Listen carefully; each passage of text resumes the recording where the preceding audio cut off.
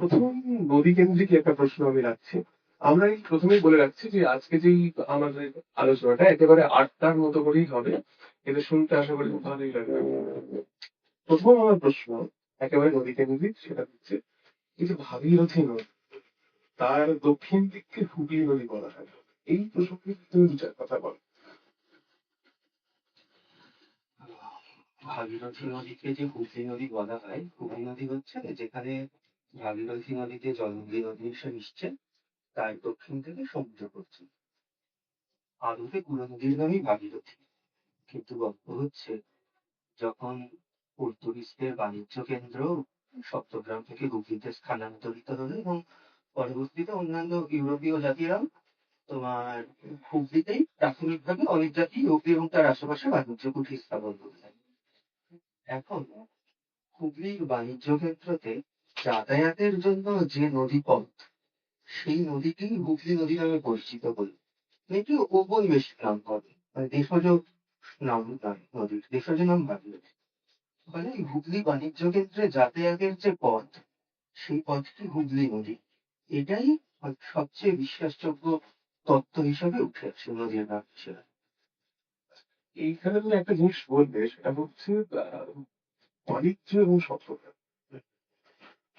বাংলার মধ্যযুগের বাণিজ্য যদি আমরা দেখি তাহলে একেবারে এনশিয়েন্ট টাইম বা সাম্রাজ্য, তাম্রলিপ্তর পর ধীরে ধীরে জিনিসটা পুরোপুরি সপ্তগ্রামের দিকে চলে আসে। সপ্তগ্রাম যেটাকে সাতগাঁও বলা হচ্ছে, এই সপ্তগ্রাম যেটা ষোড়শ শতকে একটা বাসলিং ট্রেড সেন্টার ছিল, সেটা প্রায় 200 বছরেরও কম সময়ের মধ্যে একেবারে গুটিয়ে যাচ্ছে। এবং সেখান থেকে আমরা দেখতে পাচ্ছি ট্রেড নেক্সাসটা ধীরে ধীরে সরে এসে ক্রমশ কলকাতার দিকে চলে আসছে। তো এই বিষয়টা কিভাবে হচ্ছে এবং ষোড়শ শতকের চেহারাটা কেমন ছিল সেটা যদি একটু। সপ্তগ্রাম, আমরা যদি ষোড়শ শতকের বা সপ্তদশ শতকের শুরুর দিকের মানচিত্রগুলো দেখি, বাংলার যে জায়গাগুলো, বা বাংলা বলতে যদি আমি পশ্চিমবঙ্গীয় ভূখণ্ডটা ধরি শুধু, তার যে জায়গাগুলো আন্তর্জাতিক মানচিত্রে একমাত্র চিহ্নিত হচ্ছে, সেটা হচ্ছে সাতগ্রাম বা সপ্তগ্রাম। ওদিকে চট্টগ্রাম ছিল উল্লেখযোগ্য বন্দর, তাছাড়া আমাদের এদিকে সপ্তগ্রাম। সপ্তগ্রাম মোটামুটি গত সহস্রাব্দের গোড়ার 400-500 বছর অত্যন্ত উল্লেখযোগ্য একটা বাণিজ্য কেন্দ্র ছিল। প্রাথমিকভাবে দেশজ বাণিজ্য কেন্দ্র, মানে দেশীয় ব্যবসায়ীরা। তারপর আস্তে আস্তে যখন আনুষ্ঠানিকভাবে 1537-এ পর্তুগিজরা আসে চট্টগ্রামে ব্যবসা করতে, তখন চট্টগ্রামের মানে কি ফ্লারিশিং অবস্থা, মানে বেশ জমজমাট একটা জায়গা। কি কি নিয়ে বাণিজ্য হতো, মেইন প্রোডাক্ট? রেশম, মশলা, আরো দেশজ বিভিন্ন বস্তু। তখন চট্টগ্রামের একেবারে, আমরা যদি ইয়ে মনসামঙ্গল দেখি বিপ্রদাস পিপলাইয়ের, সেখানে সপ্তগ্রামের যে বর্ণনা, এই চাঁদ সদাগর ত্রিবেণীতে নেমে সপ্তগ্রামে যাচ্ছেন, সপ্তগ্রামে থাকছেন, সপ্তগ্রামের সমৃদ্ধি দেখছেন, তারপর আবার ত্রিবেণীতে ঘুরে বাণিজ্য যাচ্ছেন। তারও প্রায় 200 বছর বাদে আমাদের এই নিমতারই একজন কবি ছিলেন কৃষ্ণরাম দাস, তার কাব্যেও সপ্তগ্রামের মাহাত্ম্য পাওয়া যায়, যদি সেটা স্মৃতি নির্ভর অনেক ক্ষেত্রে। সপ্তগ্রাম তখন অত্যন্ত উল্লেখযোগ্য বন্দর ছিল সরস্বতী নদীর ধারে। আস্তে আস্তে সেই নদীর নাব্যতা কমে আসে। অনেক রকম থিওরি আছে যে কেন নাব্যতা কমে, কেউ বলেন বন্যার কারণে, কেউ বলেন ভূমিকম্প ইত্যাদি। মধ্যে মধ্যে নাব্যতা কমে আসে এবং ভাগীরথীর যে মূল জলধারা, সেটা হুগলি নদীর দিকে স্থানান্তরিত হয়েছে। ফলে অবিচ্ছিন্নভাবে সমুদ্র থেকে সরস্বতী নদী ধরে চট্টগ্রাম অব্দি যাওয়ার আর উপায় থাকে না। একটা সময় এলো, মানে ষোড়শ শতকের সেকেন্ড হাফে, যখন ইউরোপীয়রা বেতর বলে একটা জায়গা আছে, সেই বেতরে তারা বা একটা জায়গা ঠিক করে দেন, সেখান পর্যন্ত বড় জাহাজ যেত। তারপর ছোট জাহাজে করে সপ্তগ্রামে যাবে। ওই আসলে সপ্তগ্রামের পতনের শুরু, মানে সপ্তগ্রামে সরাসরি বড় জাহাজ যেতে পারছে না। আস্তে আস্তে সপ্তগ্রামের উল্লেখযোগ্যতা তখন থেকেই হারাতে শুরু করে এবং 1579-তে, 78-79-তে পর্তুগিজরাই হুগলিতে সরে আসে। হুগলি নদীর তীরে হুগলি বা নতুন বাণিজ্য। তারপর থেকে হুগলি এবং তার কোর্সে বিভিন্ন ইউরোপীয় জাতিরা আস্তে আস্তে আসে।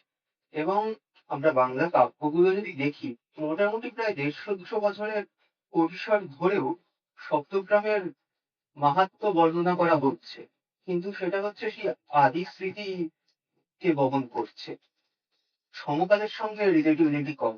সপ্তগ্রামের মানে তীর্থ হিসাবে, পুণ্যতীর্থ হিসাবে গুরুত্ব থাকলেও অদূরে পাশেই তো ত্রিবেণী ত্রিবেণী তার গুরুত্ব আছে। কিন্তু সপ্তগ্রাম মোটামুটি মানে 1550 পর থেকে আস্তে আস্তে সপ্তগ্রাম অনুল্লেখ্য হচ্ছে বোঝা যায়। আমরা তো পর্তুগিজ যে সমস্ত ট্রিটিস গুলো আছে সেখানেও তো সপ্তগ্রামের উল্লেখ পাই। হ্যাঁ, ম্যাপেও আছে। জ্যাওটি ব্যারোস বলে একজন ছিলেন, তিনি 1550 একটি ম্যাপ আনেন, সেটাকে অন্যতম প্রামাণ্য ম্যাপ, আদি ম্যাপ ধরা যায় ইউরোপের, যদিও প্রচুর ভুলভাল নোটেশন আছে, তাতে সপ্তগ্রাম উল্লেখযোগ্য একটা জায়গা তোমরা ঠিক। আচ্ছা, এই যে হুগলি নদী, এই হুগলি নদীর একপারে আমরা দেখছি সপ্তগ্রামের প্রসঙ্গ যেহেতু উঠলো, একপারে আমরা দেখছি আহ হুগলি জেলা, আরেকদিকে দেখছি উত্তর চব্বিশ পরগনা। আমরা যদি হুগলি জেলাটাকে একটু ভালো করে ম্যাপ করি, সেখানে প্রচুর ইউরোপীয়দের আনাগোনা ছিল। এক প্রকার বলতে গেলে মাল্টি ন্যাশনাল, মানে সেখানে একদিকে যেরকম ড্যানিশ রয়েছে, সেখানে ফ্রেঞ্চ রয়েছে, সমস্ত লোকজন, নন ব্রিটিশ ইউরোপিয়ান্স তো ভর্তি। আরেকদিকে যদি আমরা উত্তর চব্বিশ পরগনায় আসি, তাহলে সেখানে দেখবো অতটা ঠিক বাণিজ্য না হয়, অনেকটা যেন বিদ্যা চর্চার কেন্দ্র রয়েছে। সেটা কেন? আহ সেই সময়ে হুগলি নদীর যে পশ্চিম দিকটা, মানে ওই হুগলি জেলার যে দিকটা, ওই দিকটা ছিল অপেক্ষাকৃত গভীর এবং অপেক্ষাকৃত নাব্য, ফলে ওখানে জাহাজ চলাচল বা জাহাজ ভ্রমণ করা ইত্যাদি সুবিধা। ফলে ওই জায়গা ধরেই আস্তে আস্তে আস্তে আস্তে ওদিকে বাণিজ্য কেন্দ্রগুলো গড়ে ওঠে। তুমি ধরো প্রথমে ব্যান্ডেলের দিকে পর্তুগিজরা, হুগলিতে পর্তুগিজ, তারপর ডাচরা প্রাথমিকভাবে, চুঁচুড়ার পরে ডাচরা সরে এলো, ইংরেজরাও প্রথম সেটেলমেন্টটা কোথায় হয়েছিল? তাদের এই অঞ্চলে, হুগলি অঞ্চল, হুগলি হুগলি পর্তুগিজদের, পর্তুগিজ। তারপর ডাচরা এলো তোমার চুঁচুড়ায়। ইংরেজরাও প্রথমে কিন্তু হুগলিতেই ছিল। তারপর তোমার ফ্রেঞ্চরা এলো চন্দননগরে, আর পরে শ্রীরামপুরে এলো ড্যানিশরা। কাজে ওই দিকটা ধরে পুরো ইউরোপ, তাছাড়াও আর্মেনিয়ান, গ্রিক, কখনো জার্মান, কখনো ফ্লেমিশ, বিভিন্ন জাতি এসছে। আমাদের এই পূর্ব দিকটায় একদমই যে আসেনি তা নয়। তোমার পাকি বাজার ইছাপুরের কাছে, যেখানে অস্ট্রেল কোম্পানি ফ্লেমিশদের ছিল। আমাদের কলকাতাতেও হয় পরবর্তীতে বলোই, বাগবাজারে প্রথমে পর্তুগিজদের, পরে ওলন্দাজদের কুঠি ছিল। ফলে অপেক্ষাকৃত কম হলেও এখানে এসছে, কিন্তু ওখানে নাব্যতা জাহাজ চলাচলের সুবিধার জন্য ওই পাটটা আন্তর্জাতিক বাণিজ্যের ক্ষেত্রে বেশি প্রাধান্য দিয়েছে। এই যে এতগুলো আমরা জায়গা দেখলাম, এই যে বিদ্যা চর্চা, আমি যেটা বারবার বলেছি, বিদ্যা চর্চার ওখানে কাঁচরাপাড়া বা আমরা যদি এদিকে আরিয়া দমন, এগুলো তো বেশ বিখ্যাত আহ ইয়ে করেছে, তো সেইখানেও কি নদী একটা বড় ভূমিকা পালন করেছে? দেখো, যে কোনো জায়গায় জনবসতি স্থাপন, তার বিকাশ ইত্যাদির ক্ষেত্রে তো অবভিয়াসলি নদীর একটা গুরুত্ব থাকবে। আমাদের পূর্ব পাড়ে যদি দেখি, ওখান থেকে তোমার এই বড়িখা, নলহাটি, ভাটপাড়া, ওই জায়গাটা বিদ্যাচর্চার অন্যতম একটা কেন্দ্র ছিল। এদিকে আড়িয়াদহ ছিল। মাঝখানে তুমি পানিহাটি, সুখচর, খড়দাকে উড়িয়ে দিতে পারবে না।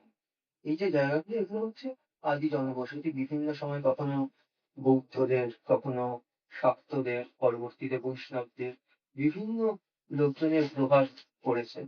ফলে সেই জায়গাগুলো স্বাভাবিকভাবেই দোল কেন্দ্রিক শাস্ত্র চর্চার এবং অন্যান্য একটা আবহ গড়ে উঠেছিল। এবং কিন্তু সেটা পশ্চিম পাড়ে যে ছিল তা না। পশ্চিম পাড়েও একাধিক জায়গায় ছিল। রিচরা একটা বিখ্যাত জায়গা ছিল বিদ্যা চর্চার।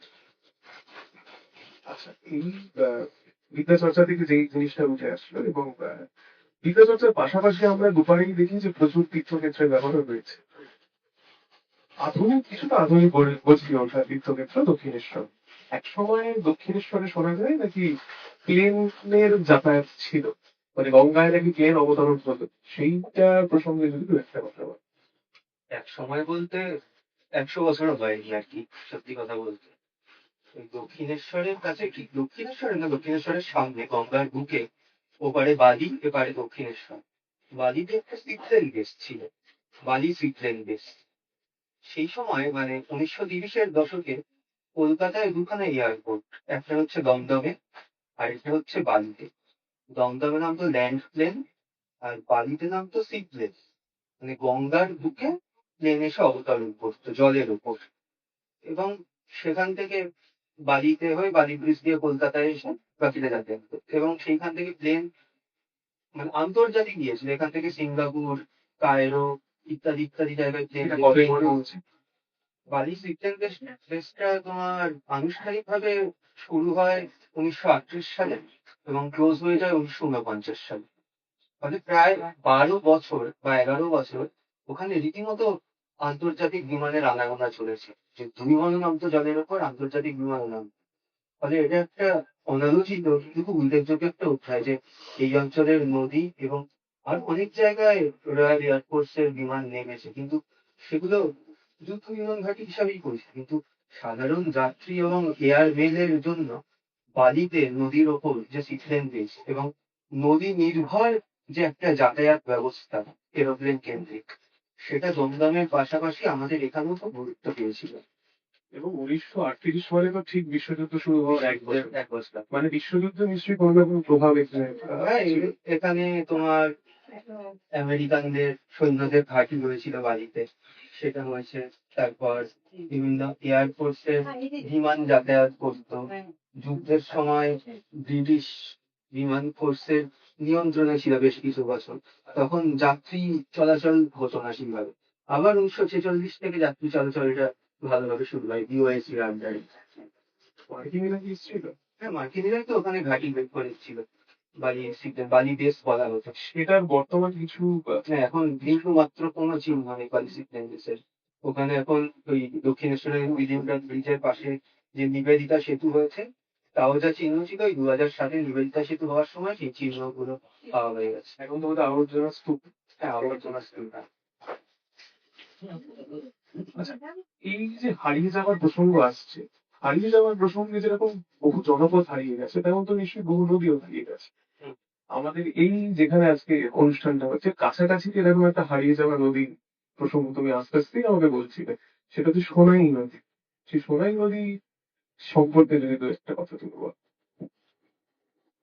এই যে জায়গাটা নিমতা, আমাদের এইটা ভাবতে হবে যে নিমতা কিন্তু একটা সময় আজ থেকে 400-500 বছর আগে অত্যন্ত গুরুত্বপূর্ণ একটা সমৃদ্ধ গ্রাম ছিল। আমরা এটা দেখেছি যে প্রাক-ঔপনিবেশিক যুগে যে গ্রামগুলো বা যে জনপদগুলো মুখ্যত উল্লেখযোগ্য হয়ে উঠেছে ইতিহাসে, তাই প্রায় সবগুলোই নদীর পাড় বা নদীর গা ঘেঁষে।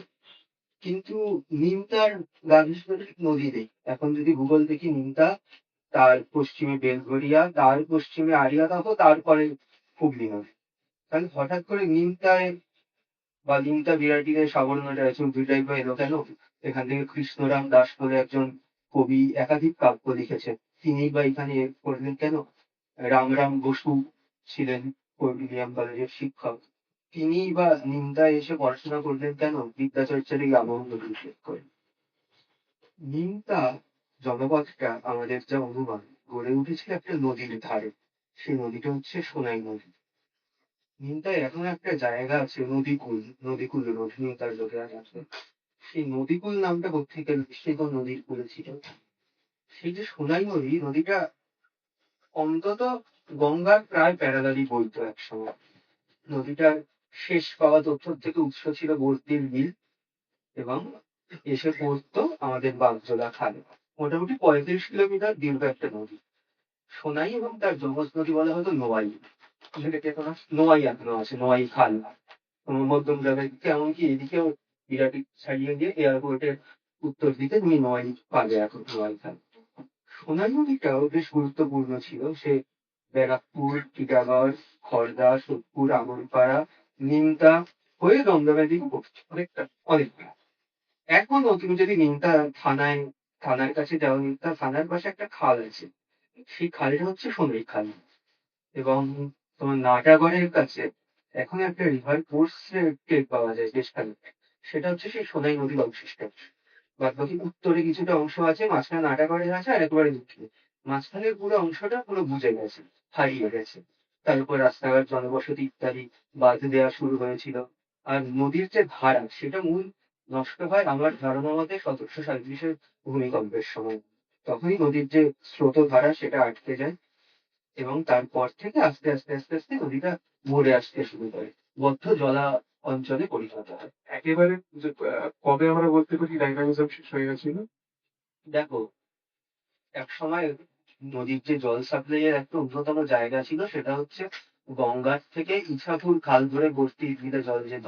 সেইখান থেকে সেই জল সোনাইমুড়ি নামতো দক্ষিণে। যখন থেকে ওই ইছাপুর ধরে বস্তির দিকে জল যাওয়াটা খানিকটা ক্ষুণ্ণ হয় এবং নোয়াই দিয়ে জলটা পাস করা শুরু করে, সোনাইয়ের যে উৎসের যে ভূমি সেটা উঁচু হয়ে যায়, ফলে জলের ফ্লোটা অংশত বন্ধ হয়ে যায় এবং দক্ষিণে যে বিদ্যাধরী ছিল সেই বিদ্যাধরীর থেকে ব্যাকফায়ার করে খানিকটা জল জোয়ার ভাটায় উঠতো সোনাই নদীতে। সেইটা যখন বন্ধ হয়ে যায় তখনই আস্তে আস্তে সোনাই নদী মরে এটা আসে। কি আমরা নোয়াইয়ের ক্ষেত্রে দেখি? না, নোয়াই অপেক্ষাকৃত প্রাঞ্চঞ্চল আছে, একাধিকবার সংস্কার করা হয়েছে এবং একেবারে বোঝে যায়নি। এখনো নোয়াইয়ের কানেকশন আছে কুলটি গ্রামের সঙ্গে, যেটা সোনাইয়ের আর নেই। আছে ভায়া বাগদা ডাকতলা হয়ে, কিন্তু মূল নদীটা প্রায় মরে গেছে। আচ্ছা, সোনাইয়ের এই যে হারিয়ে যাওয়া সেই প্রসঙ্গে কোনো কভারেজ বা কোনো রকম লেখালেখি কি হয়েছিল, লেখা বা জনসচেতন হওয়া? হ্যাঁ, সেখানকার মানুষরা কি সচেতন জিনিসটা এরকম একটা নদী ছিল? এখানে এখানে তোমার গত শতাব্দীর ৯০-এর দশকে পানিহাটির এগিয়ে একটা আন্দোলন করেছিল, সোনাই নদী বাঁচাও আন্দোলন। সেখানে আদালতে মামলাটা টামলা হয়। সেখান থেকে আদালতও রায় দেয় যে সোনাই নদীর অস্তিত্ব ছিল, এটা জাস্ট মিথ নয়। এবং প্রচুর প্রাচীন ব্যক্তিদের মুখেও শোনা যায় যে ৭০-৮০ বছরের তখনও তা অংশত অংশত জায়গায় নৌকো চলাচল করতো ইত্যাদি। আস্তে আস্তে যত অগ্রগতি হয়েছে নদীর কোর্সের ওপর গত ২০ বছরেই একাধিক বাড়ি, ফ্ল্যাট ইত্যাদি উঠেছে। যে অংশটায় নদী স্পষ্টভাবে বোঝা যায় নাটাগাঁও পানিহাটির জায়গায়, সেখানেও নদীর কোর্সের ওপর ফ্ল্যাট বাড়ি উঠে গেছে। এই গত ১৫-২০ বছরেই একাধিক উঠেছে। তাহলে আর নদী ফেরত আসার কোনো চান্স নেই। কিন্তু নদীটা যে আছে সেটা আদালতের বা ছিল সেটা আদালতের খাতায় চিহ্নিত করা হয়েছে। আদালতের কাছে চিহ্নিত হয়েছে, কিন্তু জনমানুষের ভেতরে সেই অ্যাওয়ারনেসের জায়গাটা আমার মনে না, হয় জনমানুষের মধ্যে থাকলে তো নদী হারাতো না। নদী হয়। সেটা তো খুব সাম্প্রতিক কালের না, এটা একটা দীর্ঘ ১৫০-২০০ বছরের একটা অবক্ষয়ের ফল যে আজকে সোনাই নদী প্রায় বিস্তৃত হয়ে গেছে।